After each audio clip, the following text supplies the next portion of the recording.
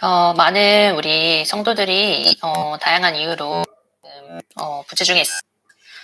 여러분 지금 오늘 함께 하신 여러분이 계셔서 감사합니다.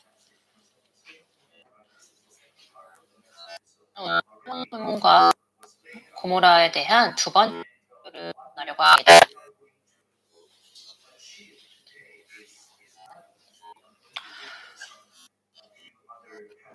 오늘 다룰 주제 쉬운 주제가 아닙니다. 제가 이 창세기 19장에 있는 여러 가지 구절에 대해서 명확한 어떤 그런 것들을 공부하고자 합니다. 아브라함과 사라는 세 사람의 방문객을 받았습니다. 이들의 방문 중에 아브라함과 사라는 아들을 약속받게 됩니다. 아브라함은 그 세 방문객을 통해서 소돔의 멸망에 대한 소식을 듣게 됩니다. 창세기 18장 16절에서 21절에 나타나 있습니다. 주님은 또 창세기 18장 20절에서 21절에 이렇게 말씀하십니다. 여호와께서 이르시되 소돔과 고모라에 대한 부르짖음이 크고 그 죄악이 심히 무거우니 이제 내가 내려가서 그 모든 행한 것이 과연 내게 들린 부르짖음과 같은지 그렇지 않은지 내가 보고 알려하노라. 아멘. 우리는 다시 롯을 만나게 됩니다. 그는 도시 입구에 있는 공공장소인 성문에 앉아 있었습니다.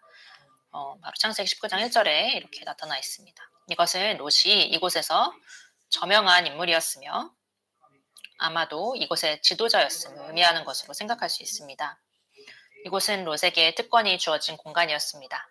롯은 두 방문객을 맞이합니다.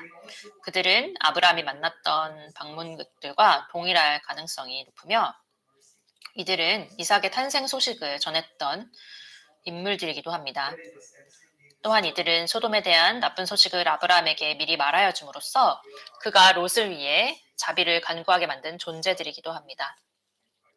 이러한 이야기들 속에서 이 방문객들이 천사였음을 암시하는 느낌이 있으며 여호와 자신이 방문했다는 언급도 있습니다. 여호와께서는 창세기 18장 1절에서 아브라함에게 나타나셨습니다. 창세기 18장 21절은 소돔 방문의 목적에 대해서 이렇게 말씀합니다. 내가 이제 내려가서 그 모든 행한 것이 과연 내게 들린 부르짖음과 같은지 그렇지 않은지 내가 보고 알려하노라. 아멘. 하나님은 소돔에 대한 외침을 들으셨고 그들이 한 일이 그에게 이른 외침과 같은지 확인하시려는 일을 위해서 오셨습니다. 롯은 전형적인 고대 근동의 관습에 따라서 이 낯선 방문객들에게 환대를 베풀며 식사와 휴식을 제공하였고 그들에게 머물 곳을 마련해 주었습니다.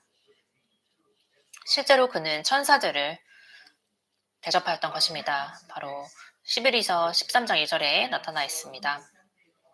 이렇기 때문에 이렇게 환대와 대접이 중요한 것입니다. 이후의 사건은 잘 알려져 있습니다. 소돔의 남자들이 롯의 집으로 몰려와서 방문객들을 밖으로 데려오라고 요구하며 그들과 성관계를 맺으려 했습니다. 아마도 우리는 이러한 이야기를 많이 들어왔기 때문에 우리의 도덕적인 우려는 여기서 끝을 맺었을지도 모르겠습니다.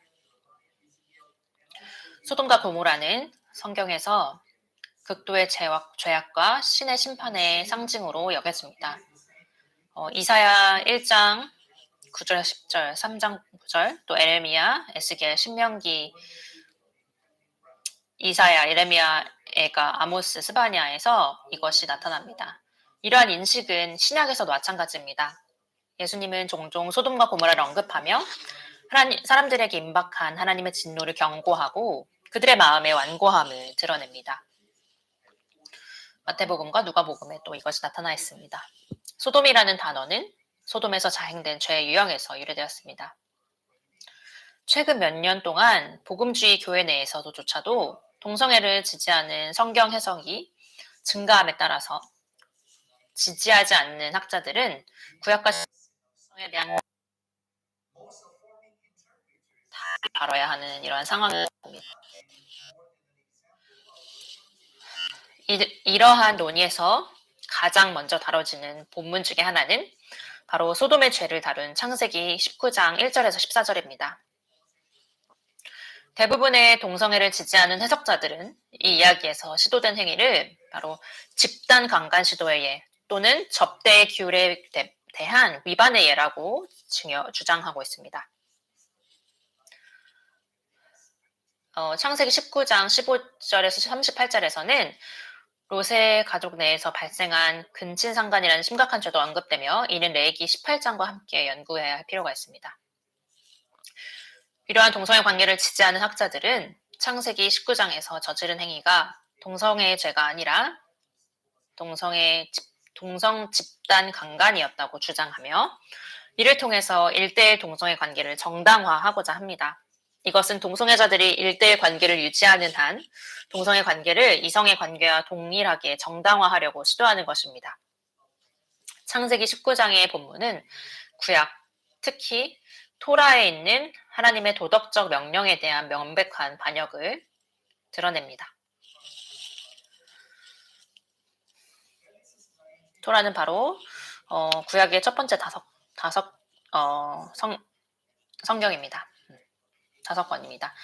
창세기 19장 15절에 38절은 천사들에게 대한 강간 시도와 손님들을 대접하기를 거부하는 것만큼이나 소돔의 죄에 대한 통찰을 제공합니다.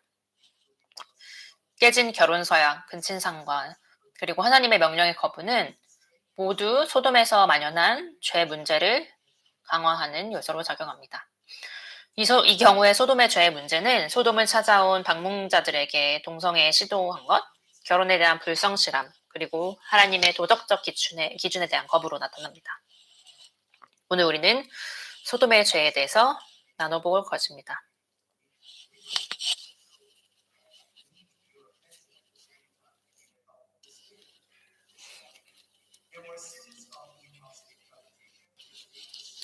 첫 번째로 그들에게는 남을 접대하지 않고 박대하는 죄가 있었습니다. 소돔의 죄 중에 하나는 접대의 결여였습니다. 창세기 19장에서 언급된 죄를 다룰 때에 냉대와 박대는 항상 남성이 남성을 모욕하면서 자신의 지배력을 과시하는 고대의 끔찍한 관습으로 제시되었습니다. 이 죄가 소돔의 죄로 설명되었을 때에 에스겔서 16장 49절이 자주 인용됩니다. 내 아우 소돔의 죄악은 이러하니 그와 그의 딸들에게 교만함과 음식물의 풍족함과 태평함이 있으며 또 그가 가난하고 궁핍한 자를 도와주지 아니하며. 아멘.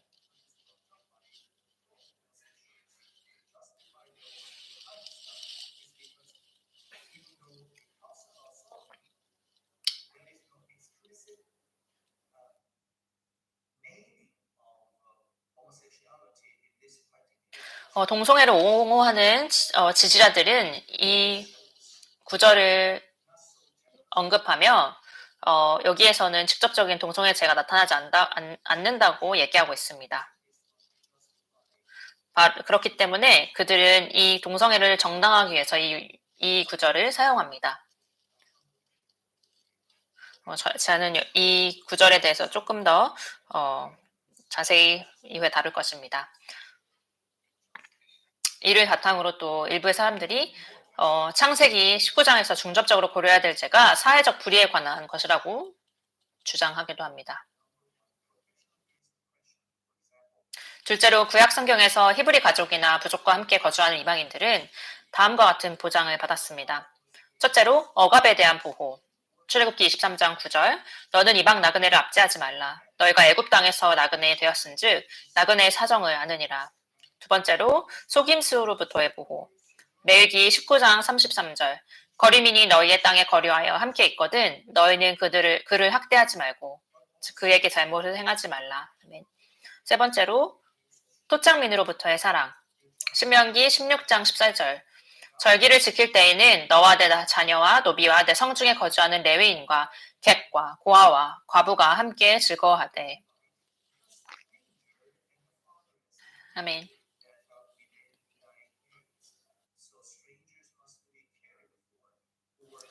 그들은 이방인들을 자기 자신처럼 사랑해야 했습니다. 자, 레위기 19장 34절 너희와 함께 있는 거리민을 너희 중에서 나은 자같이 여기며 자기같이 사랑하라. 너희도 애굽 땅에서 거류민이 되었었느니라. 나는 너희의 하나님 여호와니라. 아멘. 우리가 우리 자신처럼 이 이방인을 대해야 합니다. 네 번째로 하나님께서도 이방인을 사랑하십니다. 신명기 10장 18절 고아와 과부를 위하여 정의를 행하시며 나그네를 사랑하여 그에게 떡과 옷을 주시나니. 아멘. 그리고 그들을 특별히 보호하십니다. 시편 146편 9절 말씀 여호와께서 나그네를 보호하시며 들을 보호하시며 고아와 과부를 붙드시고 악인들의 길을 굽게 하시는도다. 아멘. 다섯째로 남을 대접하는 것이 성경에서 명령되고 가르쳐졌다는 사실은 그것이 우리 모두가 배우고 실천해야 할 중요한 덕목임을 나타냅니다. 나중에 제가 호스피탈리티 즉 남을 대접하는 것에 대해서 특별히 다루도록 하겠습니다.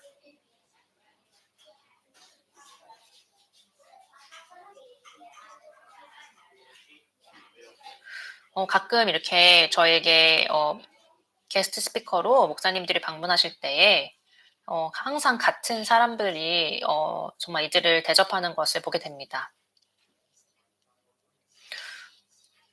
하나님께서는 우리가 남들을 대접하기를 원하십니다.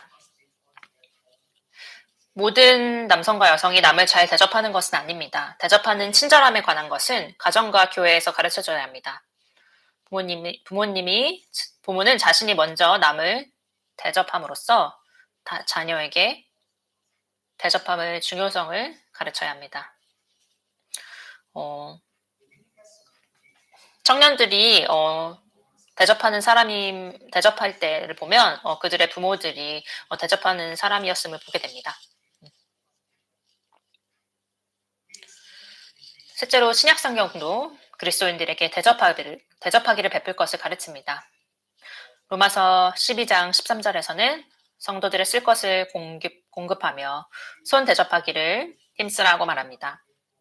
여기서 우리는 친구들뿐 아니라 낯선 이들도 초대하여 깊은 교제를 도모하고 그들을 기독교 공동체의 빛으로 이끌어야 합니다. 히브리서 13장 2절은 손님 대접하기를 잊지 말라. 이로써 부지 중에 천사들을 대접한 이들이 있었느니라고 말합니다. 저는 모든 방문자를 천사처럼 여깁니다. 우리 모두 그들에게 친절을 베풀어야 합니다.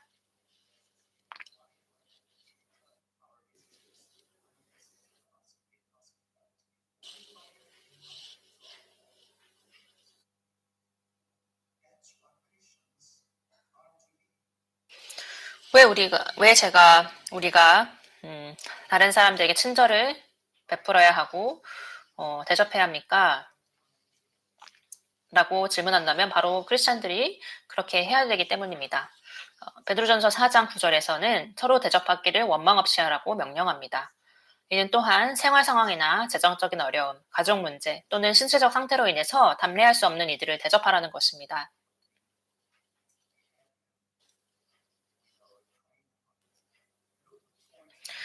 누가복음 14장 13절에서 14절에서 예수님은 잔치를 베풀거든 차라리 가난한 자들과 몸 불편한 자들과 저는 자들과 맹인들을 청하라. 그리하면 그들이 갚을 것이 없으므로 내게 복이 되리니 이는 의인들의 부활 시에 내가 갚음을 받겠음이라 하시더라고 말씀하십니다. 이처럼 접대는 아무런 대가를 바라지 않고 희생적인 섬김을 베푸는 사랑의 행위입니다. 소돔의 남자들은 방문자들에게 숙소나 음식, 발을 씻길 물, 보호에 대해 전혀 관심을 기울이지 않았습니다. 그들의 방문자에 대한 박대와 냉대는 단순한 예의범절의 문제가 아니었습니다. 소돔 사람들에게 박대와 냉대는 그들의 더 큰 악, 즉 성적인 타락과 억압으로 이어지는 무관심과 안일함의 결과였습니다. 남을 대접하지 않는 모습은 소돔의 남자들이 천사들을 자신의 집으로 초대하기를 거부한 후에 나타납니다.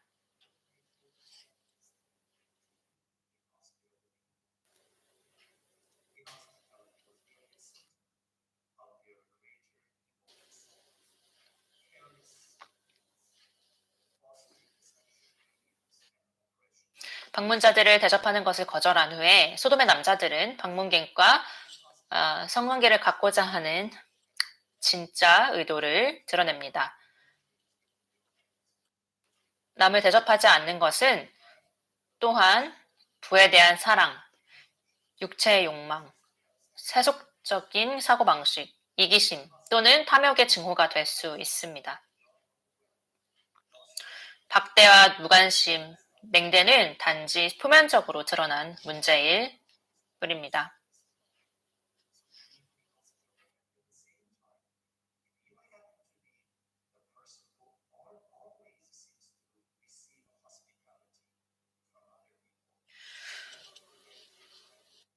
여러분이 항상 접대를 받는 위치에 놓여 있는 사람들이라면 항상 이분들에게 감사함을 표시하십시오. 작은 메모라도 감사함을 표하는 것이 바로 중요한 귀한 크리스찬의 감사의 표시입니다.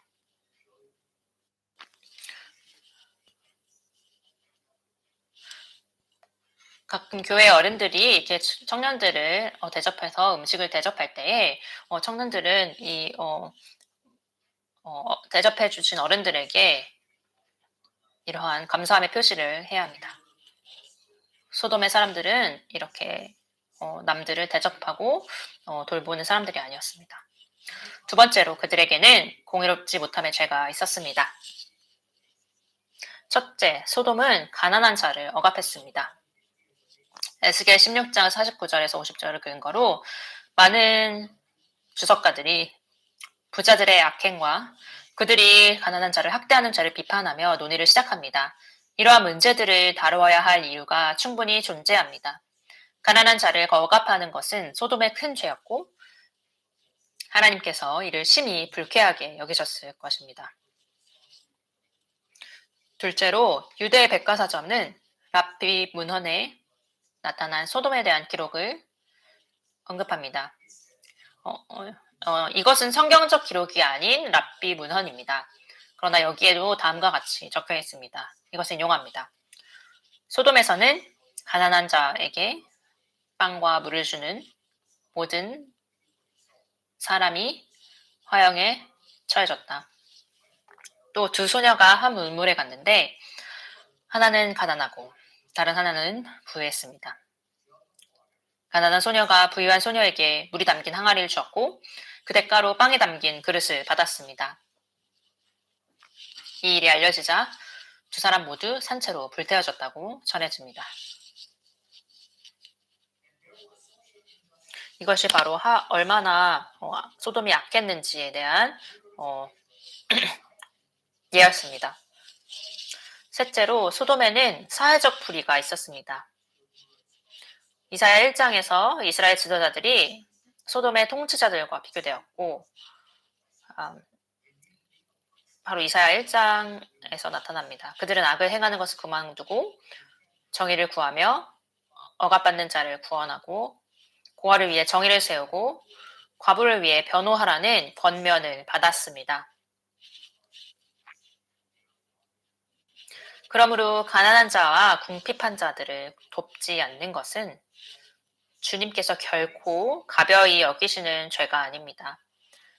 그 이유는 주님께서 가약한 자들과 가난한 자들과 궁핍한 자들의 아버지가 되시기 때문입니다.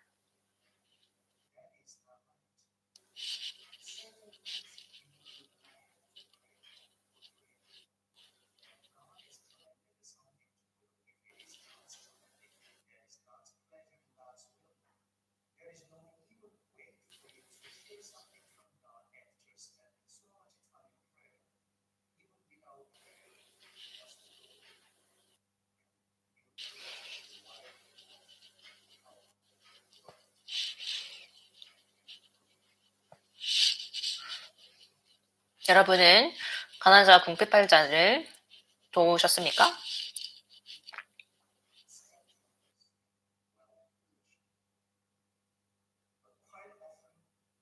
저는 목사로서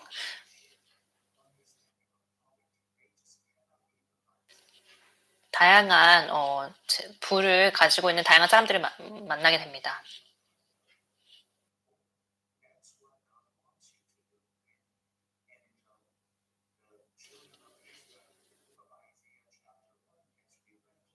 저희가 방금 이사야 1장에서 읽은 것처럼 우리가 가난한 자와 궁핍한 자를 도와야 하는 것입니다. 소돔의 죄는 단순히 접대를 소홀히 한 것과 공의롭지 못했던 죄, 그 이상의 것이었습니다. 소돔의 죄에는 남을 대접하지 않는 것과 가난한 자를 억압함이 포함되어 있음이 분명하지만 소돔의 죄 목록은 여기서 끝나지 않습니다.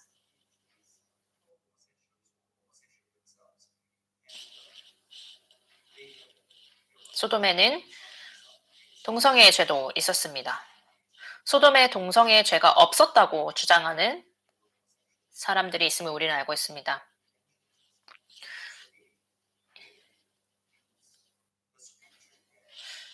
많은 저명한 학자들도 박사 학위를 받거나 이런 신학자들 중에도 이렇게 소돔에 동성애의 죄가 없었다고 주장하는 사람들이 있고 동성애를 찬성하는 사람들을 제가 보았습니다. 첫째로 선지자들이 소돔과 고모라를 가난한 자들의 억압의 예로 사용한 것이 사실이지만 바로 이것은 이사야와 예레미야, 아모스, 스바냐에 나타납니다. 그들이 또한 소돔을 성적인 타락, 즉 성적인 일탈의 예로 사용한 점도 유념해야 합니다. 이사야와 에스겔서, 예레미야서에 나타났습니다. 더 나아가서 선지자들은 소돔과 고모라 같은 도시의 악행들을 예를 들어서 청중들에게 경고하고 하나님의 도덕적인 기준을 무시하는 자에게 하나님께서 어떻게 심판하시는지 보여주었습니다. 바로 아모스 1장, 2장에서 나타납니다. 소돔에서는 동성애와 관련된 폭력이 죄를 더욱 악화시켰지만 그 행위 자체의 본질 또한 소돔에 대한 극도로 부정적인 평가에 기여했습니다. 둘째로 소돔의 죄는 동성애의 죄입니다. 일부 사람들은 소돔의 죄가 동성애라는 해석이 후대의 해석이라고 주장합니다. 그들은 동성애 죄가 본문의 원래 의미가 아니라 나중에 본문에 추가된 해석이라고 결론을 짓습니다. 그러나 저는 이러한 주장이 오히려 그들의 입장을 약화시킨다고 생각합니다. 왜냐하면 전통적인 해석은 창세기 19장을 소돔의 동성애 죄로 정죄해왔지만 최근 몇십 년 동안 일부 학자들은 창세기 19장을 동성애자들의 간의 강간이나 대접할 줄 모르는 죄로 재해석하려는 시도를 하고 있기 때문입니다. 다시 말해서 소돔의 죄를 동성애적 강간이나 남을 박대함으로 해석하는 것은 최근에 겨낸 것입니다.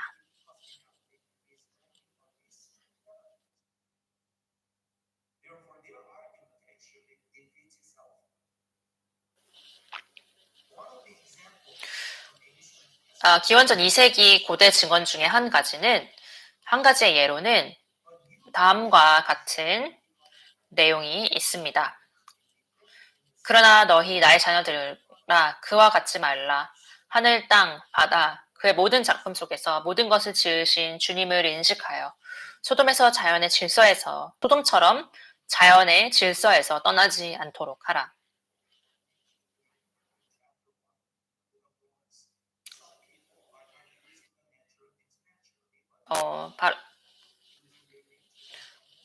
바로 자연의 질서. 로마서 1장을 기억하십니까?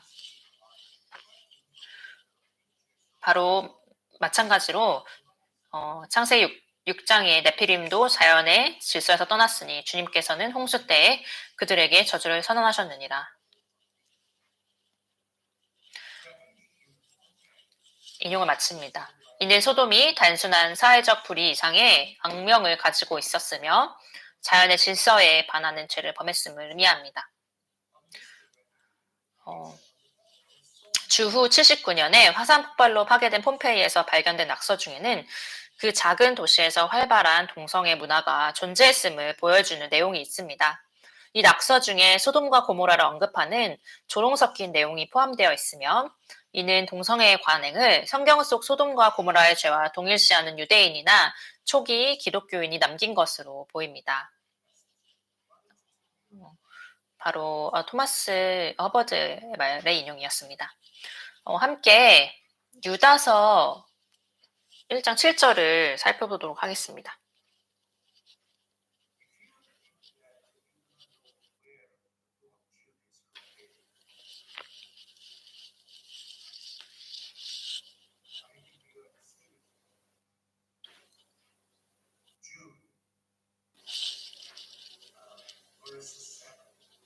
유다서 1장 7절 말씀입니다. 함께 읽도록 하겠습니다. 소돔과 고모라와 그 이웃 도시들도 그들과 같은 행동으로 음란하며 다른 육체를 따라가다가 영원한 불의 형벌을 받음으로 거울이 되었느니라. 아멘. 유다는 소돔과 고모라의 죄에 대해서 언급하고 있습니다. 여기서 다른 육체를 따라가다가라는 표현은 논란이 많은 구절입니다.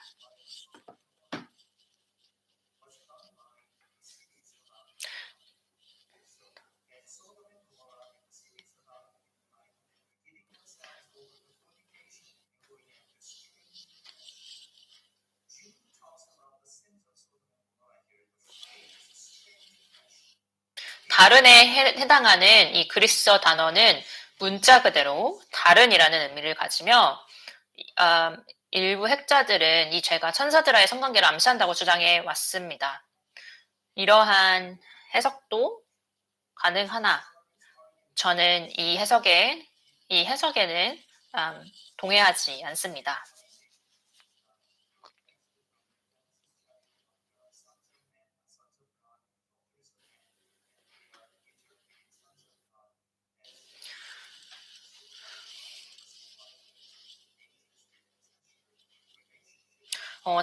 이것을 주장하는 학자들은 창세기 1장에 천사들의 아들들에 대한 그런 구절을 언급하며 이런 성관계, 천사들의 성관계에 대한 것을 주장합니다. 그러나 저는 이 해석에 동의하지 않습니다.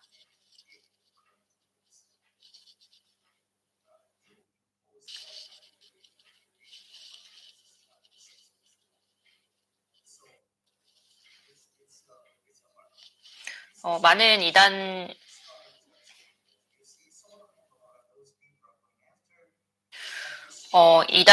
교회들도 이 창세기를 인용해서 그들의 주장을 하기도 합니다.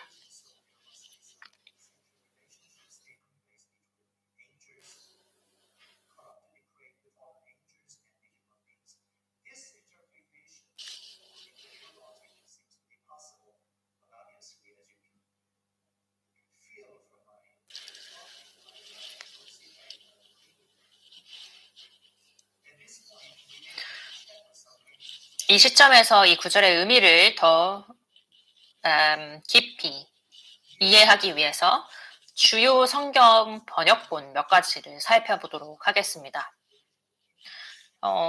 영어 성경 중에 한 번역본인 ESV는 소돔과 고모라와 주위 성들이 성적인 부도덕과 자연을 거스른 욕망을 쫓았다고 언급하며 이는 그들이 영원한 불의 형벌을 받음으로써 본보기가 되었다고 표현합니다. 다른 성경 번역본인 NASB는 소돔과 고모라가 심한 부도덕에 빠졌고 다른 육체를 따라갔다고 번역하며 비정상적인 성적 행위와 관련된 죄악으로 인해서 영원한 형벌을 받은 본보기가 된다고 설명합니다. 세 번째로 다른 NIV 번역은 소돔과 고모라와 그 주변 도시들이 성적 부도덕과 타락에 빠졌다고 표현하며 이는 그들이 영원한 불의 형벌을 받은 본보기로 사용되었음을 강조합니다.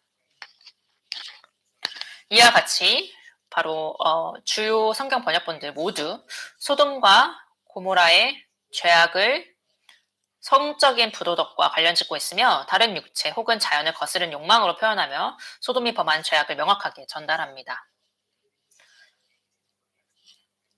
영어로 strange or not a flesh, 바로 여기에 나오는 이 낯선 혹은 다른 육체라는 표현은 남자가 여자가 아닌 남자와 동침하는 것으로 이해하는 것이 적절합니다. 바로 이는 레위기 18장 22절과 20장 13절에서 규정한 모세의 율법에 부합하는 해석입니다.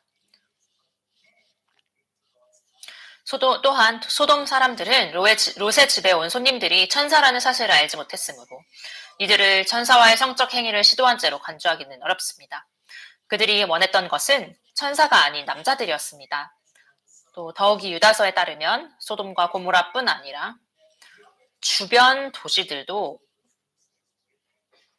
동일한 죄악에 빠졌다고 언급합니다. 따라서 이러한 주장은 소돔과 고모라가 행한 일은 주변 도시들이 행한 것과 같았습니다. 다른 도시들도 또한 천사와의 성적 관계를 추구했다고 보기 어렵습니다. 이 복잡해 보이는 문제에 대한 성경적인 해석을 찾고자 하는 사람들에게 가장 적합한 간단한 답이 있습니다.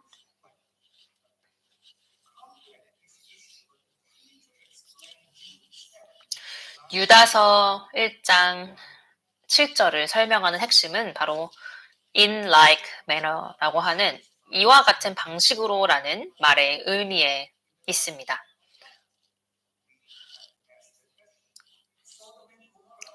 어떤 방식을 말하는 것입니까? 바로 소돔과 고모라와 그 주변 도시들은 같은 방식으로 음행에 빠졌습니다. 이 구절은 문맥 내에서 이해해야 합니다. 유다서 1장 6절에서 7절에서는 이렇게 기록이 되어 있습니다.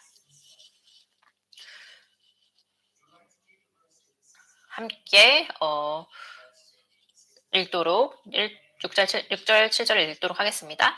또 자기 지위를 지키지 아니하고 자기 처소를 떠난 천사들을 큰 날의 심판 때까지 영원한 결박으로 흑암에 가두셨으며 소돔과 고모라와 그 이웃 도시들도 그들과 같은 행동으로 음란하며 다른 육체를 따라가다가 영원한 불의 형벌을 받음으로 거울이 되었느니라.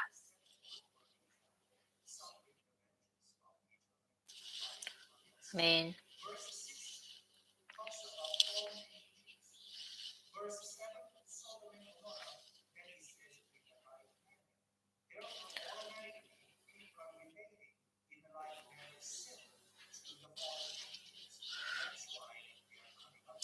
7절의 말씀을 얼핏 보면 여기에 나오는 도시들이 천사들이 범한 것과 같은 방식으로 성적인 죄를 저질렀다는 인상을 줄 수 있습니다.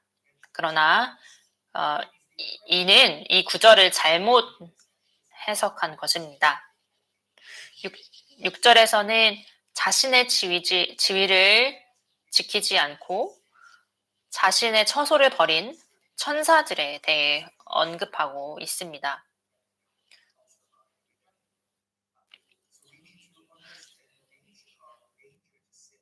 이로 인해서 주님은 그들을 영원한 결박으로 흑암에 가두어 큰 날의 심판을 기다리게 하셨다라고 유다서 6절에서 말합니다. 바로 타락한 천사들에 대해서 이야기하고 있습니다. 이러한 천사들은 하나님이 그들에게 주신 자리와 목적을 거부하고 자신들에게 주어진 것보다 더 높은 영역을 추구하였습니다. R.C.H. 렌스키는 이 점에 대해서 다음과 같이 언급했습니다. 이것을 인용합니다. 그들은 하나님이 그들에게 맡긴 높은 영광스러운 통치와 영역을 지키지 않고 만족하지 못하고 자신들에게 속하지 않는 더 높은 영역을 원했으며 자신들의 처소를 충분히 웅장하지 않다고 여기며 버렸다. 인용을 마칩니다.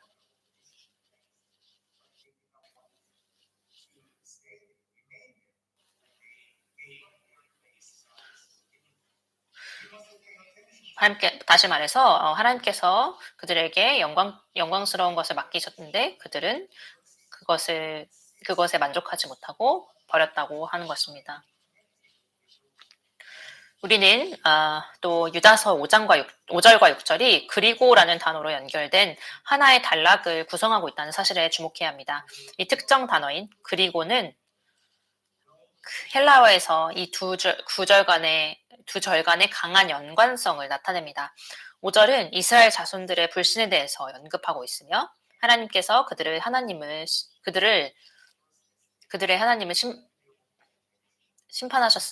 하나님께서 그들을 심판하셨습니다. 반면 6절은 타락한 천사들의 불순종에 대해서 말하며 그들 역시 하나님의 심판을 받았음을 나타냅니다. 7절은 5절과 6절 모두와 밀접하게 관련되어 있으며 같은 방식으로 이스라엘의 자손들의 불신이 하나님에 의해 심판을 받았고 바로 5절 그리고 불순종으로 타락한 천사들이 하나님에 의해 심판받았던 것처럼 죄 많은 사악한 소돔과 고모라도 하나님에 의해 심판을 받았다는 의미입니다.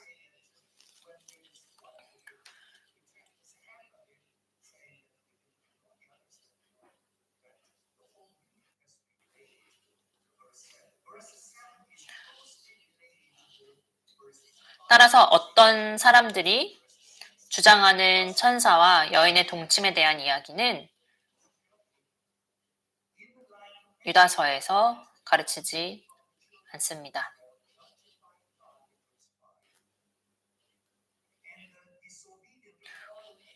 오히려 유다서는 소돔과 고모라의 혐오스러운 성적인 죄와 그들에 대한 하나님의 심판에 대해서 언급하고 있습니다.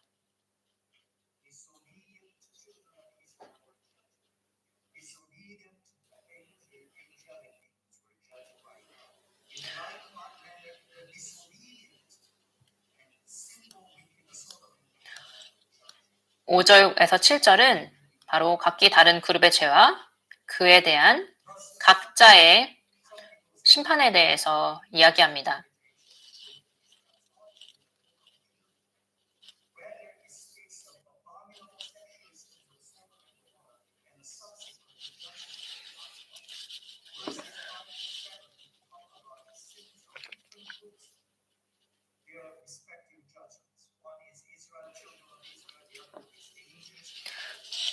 바로 첫 번째는 이스라엘 백성들, 그리고 두 번째는 천사들, 그리고 세 번째로는 소돔과 고모라의 죄에 대한 것입니다. 넷째로 에스겔 16장 49절에서 51절은 소돔의 성적인 죄에 관해서도 언급합니다. 함께 에스겔서 16장 49절에서 51절을 살펴보도록 하겠습니다.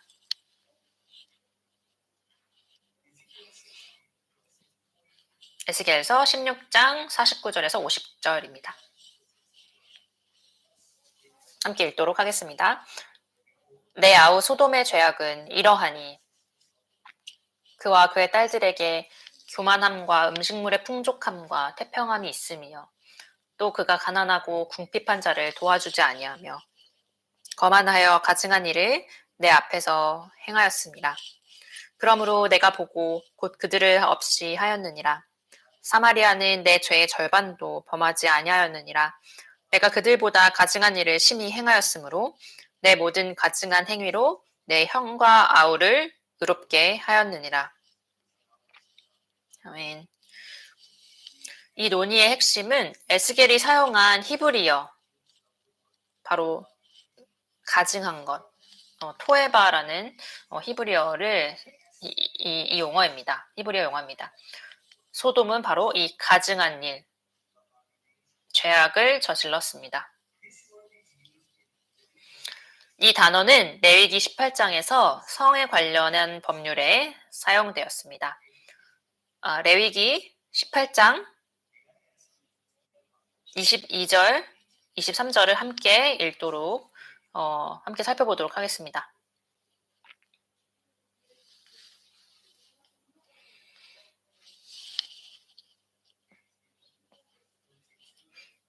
레위기서 18장 22절에서 23절 말씀입니다. 함께 읽겠습니다. 너는 여자와 동침함 같이 남자와 동침하지 말라. 이는 가증한 일이니라. 너는 짐승과 교합하여 자기를 더럽히지 말며 여자는 짐승 앞에 서서 그것과 교접하지 말라. 이는 문란한 일이니라. 아멘.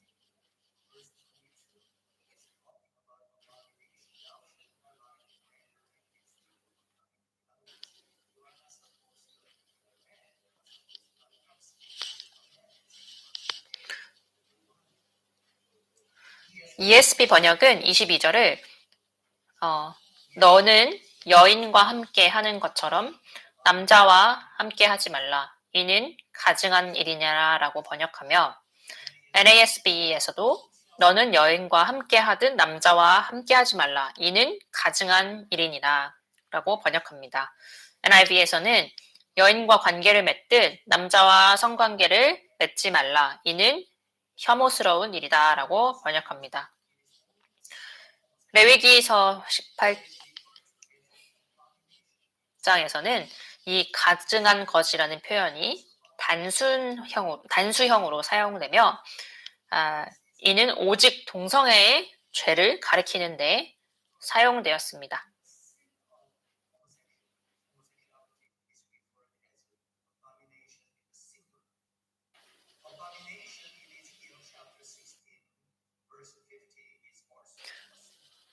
에스겔서 16장 50절에서도 이 가증한 것은 단수형으로 나타납니다. 주목할 점은 에스겔이 단수형인 가증한 것을 사용할 때에 성적인 죄를 초점으로 다루고 있다는 것입니다. 바로 에스겔서 22장 11절, 33장 26절 말씀에 나와 있습니다. 에스겔은 제사장이었기 때문에 내기의 거룩함에 대한 규범을 잘 알고 있었을 것입니다. 어떤 사람들은 에스겔서 16장 50절에서 단수 가증한 것이 앞서서 언급된 모든 죄를 아우르는 용어라고 주장합니다. 그러나 이 주장은 16장 51절을 읽으면 이 근거가 약해집니다.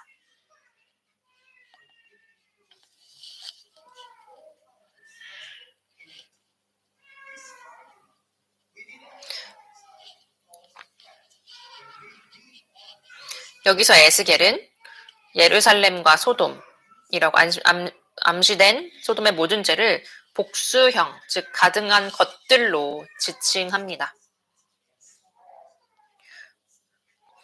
사마리아는 내 죄의 절반도 범하지 아니하였느니라. 내가 그들보다 가증한 일을, 여기서의 가증한 일은 복수형입니다. 심히 행하였으므로 내 모든 가증한 행위로 내 형과 아우를 의롭게 하였느니라. 아멘.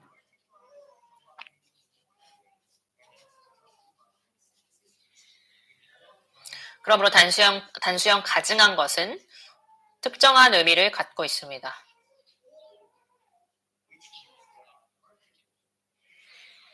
에스겔은 소돔의 죄가 여러 가지, 즉 다수였음을 분명히 하고 있습니다.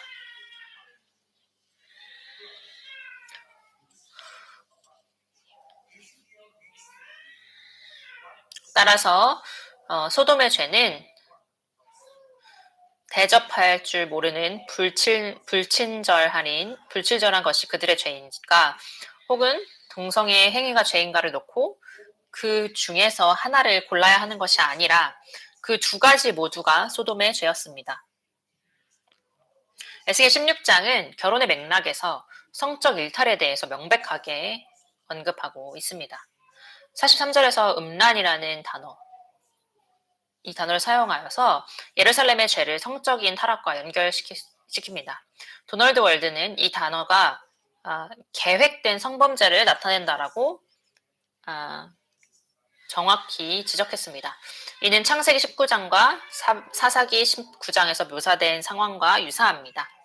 에스겔 16장에서 소돔의 유일한 죄가 남을 대접할 줄 모르는 것이었다고 주장하는 이들은 전체적인 상황을 충분히 설명하지 못하고 있는 것입니다. 소돔의 남자들은 대접할 줄을 몰랐을 뿐만이 아니라 성적인 범죄도 저질렀습니다.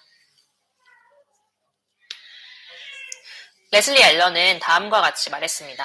에스겔 16장 50절에서는 소돔의 충격적이거나 가증스러운 행위에는 동성애가 반영되어 있음을 가리키고 있다고 생각합니다.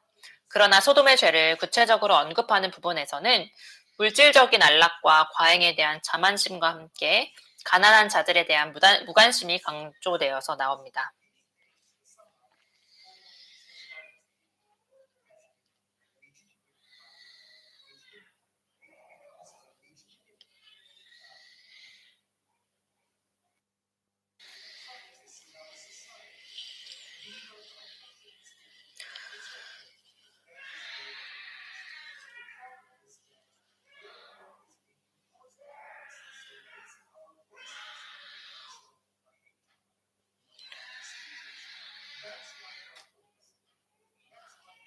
바로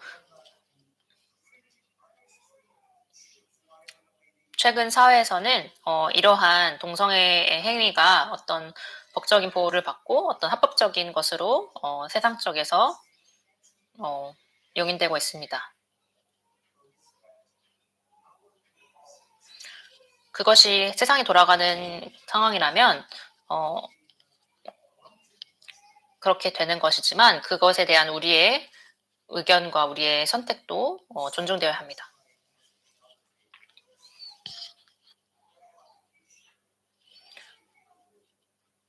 이것이 헤이스피치가 되어서는 안 됩니다. 소돔에는 성적인 헤이스피치라고 간주되어서는 안 되는 것입니다. 소돔에는 성적인 범죄가 있었습니다.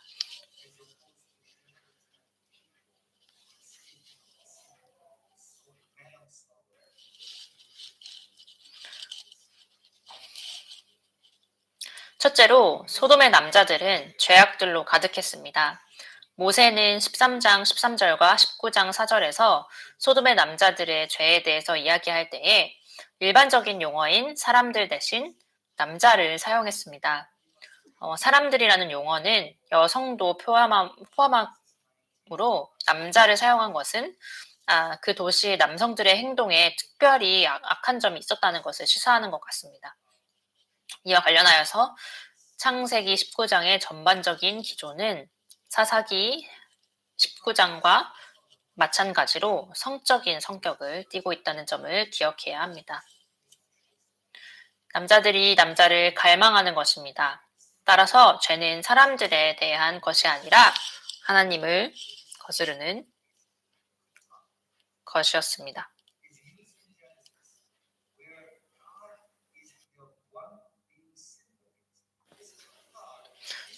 둘째로 소돔의 주된 죄는 성적인 죄였습니다. 19장은 많은 성적인 죄를 강조합니다. 소돔의 남자들은 악한 자들이었고 그들은 죄인으로 불렸습니다. 흥미롭게서 창세기에서 죄, 즉 히브리 단어로 하타라고 하는 이 특정한 단어가 사용되는 곳에서 그 죄가 하나님을 거스르는 행위를 가리키고 있는 경우라면 그 죄, 그 하타라는 이 용어는 항상 성적인 죄의 맥락에서 사용되어 있었습니다.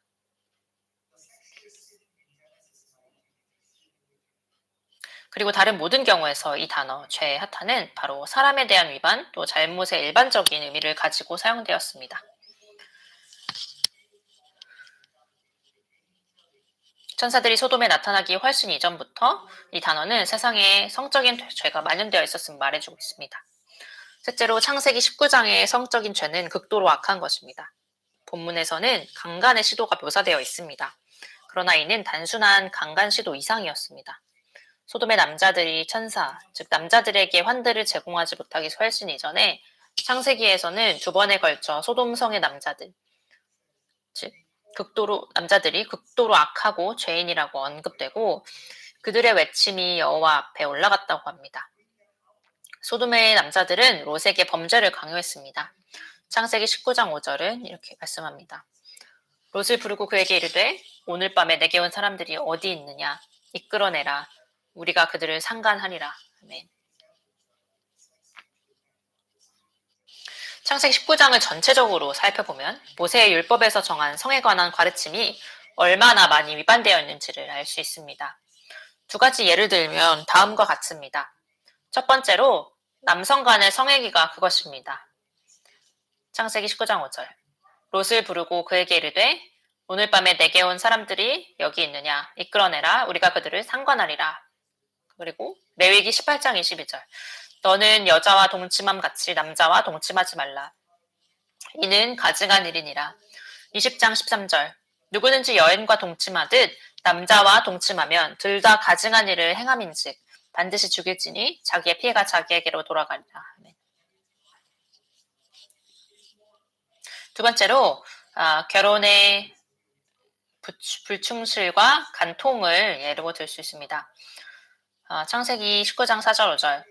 그들이 눕기 전에 그 성사람 곧 소돔 백성들이 노소를 막론하고 원그들에서 다 모여 그 집을 에워싸고 롯을 부르고 그에게 이르되 오늘 밤에 내게 온 사람들이 여기 어디 있느냐 이끌어내라 우리가 그들을 상관하리라. 네. 출애굽기 20장 14절. 가늠하지 말라. 레위기서 18장 20절. 너는 내 이웃의 아내와 동침하여 설정함으로 그 여자와 함께 자기를 더럽히지 말지니라. 레위기 20장 10절. 누구든지 남의 아내와 간음하는 자, 곧 그의 이웃의 아내와 간음하는 자는 그 간부와 음부를 반드시 죽일지니라.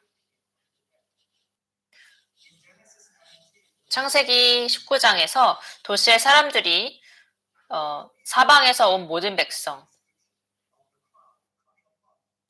늙은 자와 젊은 자가 모세 집에 있던 방문자들과 동성일 관계를 맺기 위해 나왔다고 기록된 것은 중요한 부분입니다. 사방에서 온 모든 백성, 늙은 자와 젊은 자 모두가 나왔다고 이야기합니다. 이 표현이 과장된 성격을 지닌 것이라고 주장할 수 있지만 이 중에 상당수의 남성들은 결혼한 상태였을 것입니다.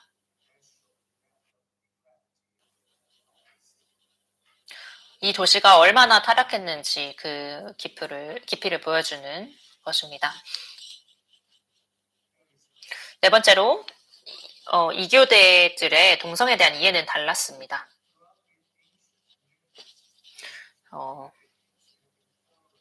브라이언 닐 피터슨의 말을 인용하도록 하겠습니다. 고대 근동 전역에서 동성애의 활동은 적어도 일부 형태에서는 용인된 것으로 보입니다. 예로 신전 매춘부와의 성행위 또는 전투에서 적군 병사를 굴욕시키기 위한 것들 있습니다. 우르나무, 애슈눈나, 함무라비, 고대 히타이트, 서부 세미틱 문업 또는 이집트의 법전에는 동성애 행위를 금지하는 법률의 증거가 없습니다. 동성애 활동을 금지하는 유일한 법률은 중기 아시리아 법에서만 나옵니다. 이것은 기원전 2000년입니다. 우리는 고대 근동에서 핵가족, 자손, 신들의 축복의 중요성을 기억해야 합니다. 사람들은 자녀가 자신의 죽음 후에 자신의 물섬을 돌보아 줄 것이라고 믿었습니다. 아들과 자녀가 아버지의 재산을 상속받고 가계의 혈통을 이어가는 것도 매우 중요했습니다. 이러한 방식으로 아버지의 혈통은 그의 죽음 이후에도 계속 지속되었습니다. 그러나 동성애 생활 방식은 이러한 모든 것을 약화시킬 수 있습니다. 다섯째로 성경의 동성애 금지는 고대 근동의 다른 문화들과 비교할 때 독특한 측면이 있습니다. 이 법의 독특함은 하나님이 창조한 성에 대한 성경의 지침을 뿌리를 두고 있습니다. 하나님은 그들을 남자와 여자, 즉 남성과 여성으로 창조하셨습니다. 남성과 여성이라는 용어에는 애매함이 없습니다. 남성은 남자를 의미하고 여성은 여자를 의미합니다.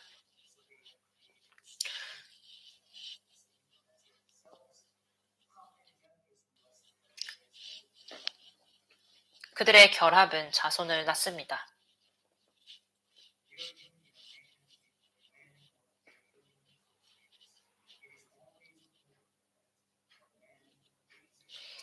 남자는 아버지와 어머니를 떠나서 아내와 합하라는 것은 성경의 명령입니다. 이에 대한 어떠한 도전도 하나님에 대한 직접적인 도전입니다.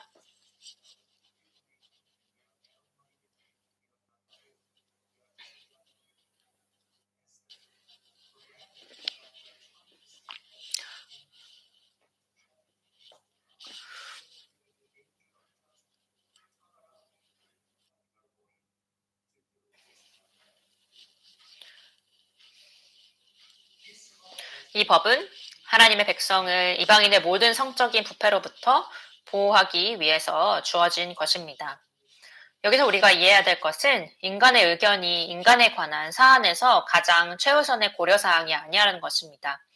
소돔의 남자들은 자신의 성적 쾌락이나 성적인 성향을 충족하기 위해서 그 법을 위반하는 것이 괜찮다고 생각했지만 그들의 행동은 하나님에게 용납될 수 없었으며 그들의 행동은 하나님의 명령에 대한 반역이었습니다.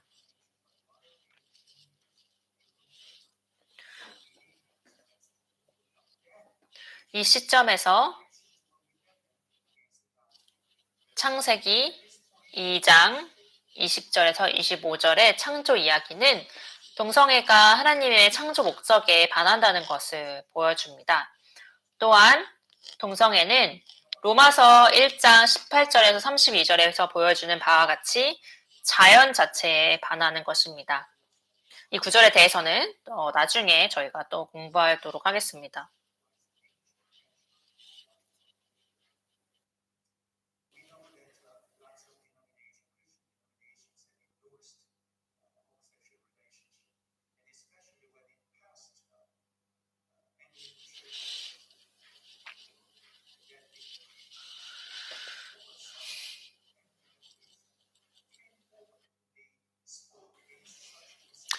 최근 많은 교회 교단들이 동성애를 옹호하고 있습니다.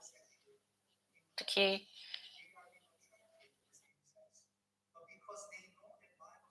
성공회에서 이러한 동성애 옹호에 대한 것들이 발표되었을 때에 많은 성공회 주교들이 일부 성공회 주교들은 이것에 반대하는 그들의 의견을 내었습니다.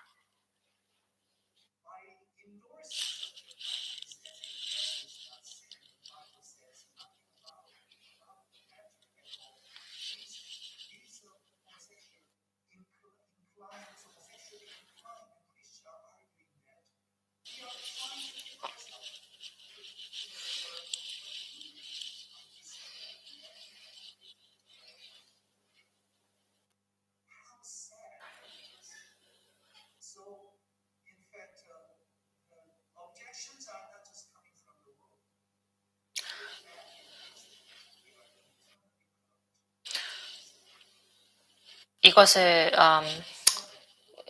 기독교 교계에서조차 우리가 이렇게 타락한 모습을 볼 수 있습니다. 소돔의 남자들은 악하고 사악했습니다. 그들은 자기들의 도시를 방문했던 이들을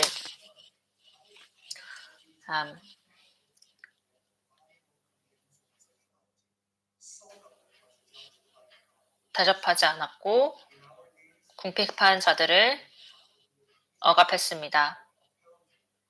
또한 그들을 동성애의 죄를 범했습니다. 일부 동성애자들은 문제가 동성애가 아니라 동성애적 집단 강간이라고 주장하며 동성애의 1대1 관계는 죄가 없다고 여깁니다. 이 부분에 대해서는 나중에 더 연구할 것입니다. 그러나 성경이 동성애를 정죄한다는 것은 부인할 수 없는 진리입니다. 소돔은 그의 죄로 인해 하나님께 심판을 받았습니다. 오늘날 성경을 믿는 기독교인들이 남자와 여자의 교리를 지키는 것에 대한 압력이 심각하게 가해지고 있습니다. 우리는 이 진리를 타협해서는 안 됩니다. 소돔의 죄 이야기는 남자 여자의 결혼의 중요성과 신성함을 일깨워 주어야 합니다.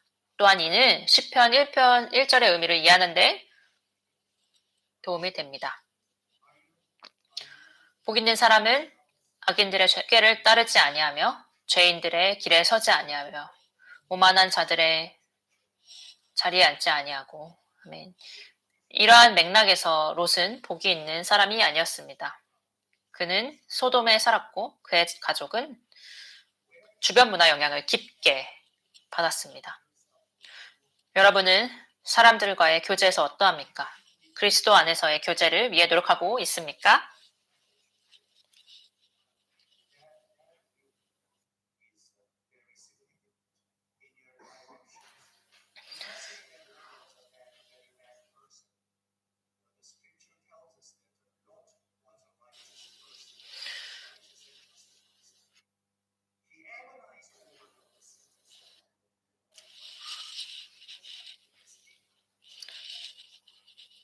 롯은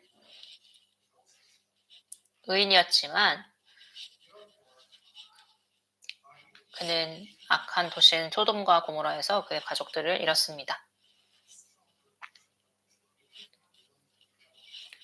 여러분은 크리스찬 교제를 위해서 노력하고 있습니까? 아무런 성경 공부 그룹이나 모임에 참여하지 않고 있다면 참여하시기를 바랍니다.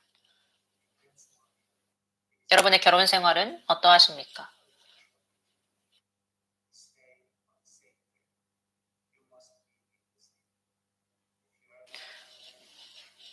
여러분이 아직 결혼하지 않으셨다면 물론 여러분의 선택이지만 여러분은 같은 믿음 안에서 결혼하셔야 합니다. 결정을 잘 내리십시오. 항상 우리의 선택에는 항상 결과가 따릅니다. 여러분의 자녀를 위해서 여러분 어떤 일들을 하십니까?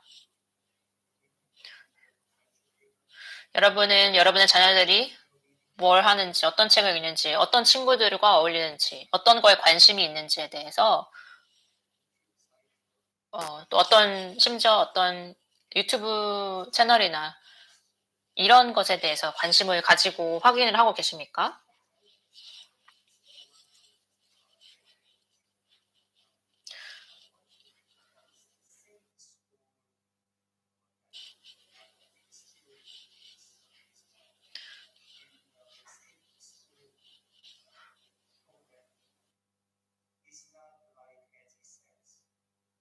학교들에서 주장하는 안전한 학교 프로그램은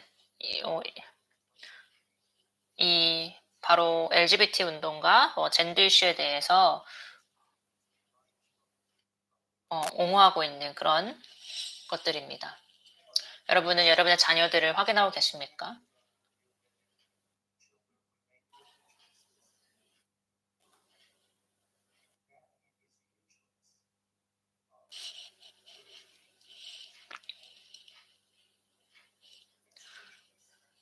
여러분의 자녀들을 위한 가정에서의 교육이 매우 중요합니다. 여러분이 그들을 자녀들을 그대로 둔다면 그거에 대한 결과가 있을 것입니다.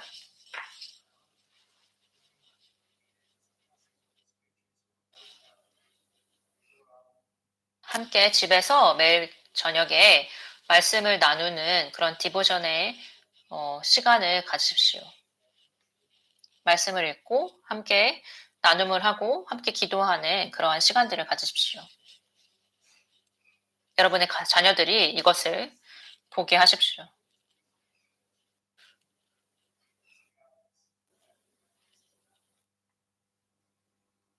교회에서 보이는 모습과 집에서 여러분의 크리스찬의 모습들이 같게 하십시오. 함께 기도하겠습니다. 하나님 아버지, 우리가 소돔과 고모라를 살펴보며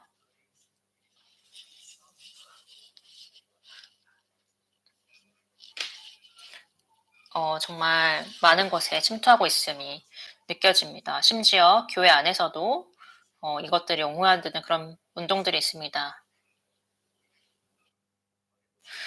하나님, 저희가 다른 사람들에게 대해서 심판하는 그런 사람은 되지 않더라도 하나님의 뜻이 무엇인지 잘 구별할 수 있도록 도와주시고 그들을 사랑과 애정으로 그들에게 사역할 수 있도록 도와주십시오. 자녀들을 제약과 비성경적인 그러한 영향력에서 보호하여 주십시오. 예수님의 이름으로 기도합니다.